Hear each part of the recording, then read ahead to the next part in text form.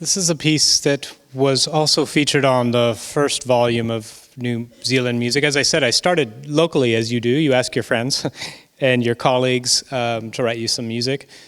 And actually, I've worked with Mark in making new music quite often. But this is the first time he's written me a solo, and he's conceived it as part of a larger piece, as you could read in your program notes. And just to demonstrate, I think I mentioned during the talk the two different instruments we have up here. There's the glockenspiel, which is also known as the orchestral bells, this set here. It's set up like a piano in terms of the white notes and black notes, but obviously it's in the higher end of the piano.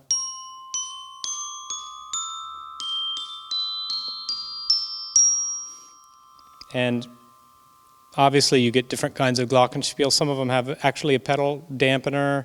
Some of them are rich, full sounds. Some of them are made to be thinner sounding.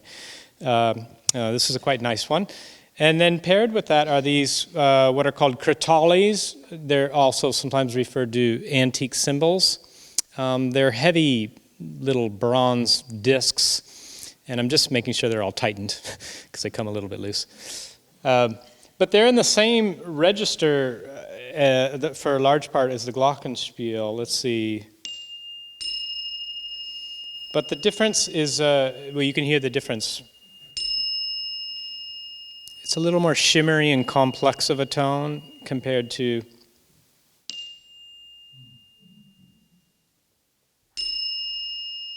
it has that little bit of wah wah wah wah wah wah, little shimmer. And of course, when you pair them together,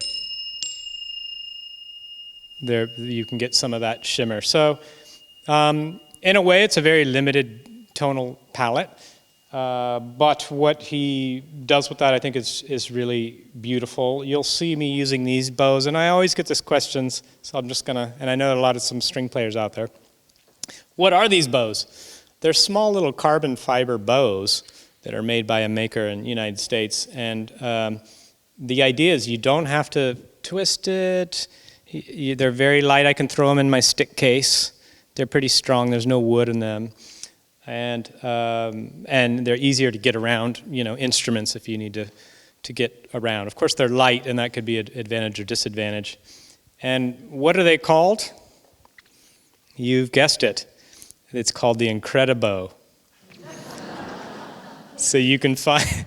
If you really, and I mean, they make different sizes and all of that, but this specific model was made for percussionists that we could easily tuck it in our bag. So you'll see me using these to bow these instruments. By the way, you can,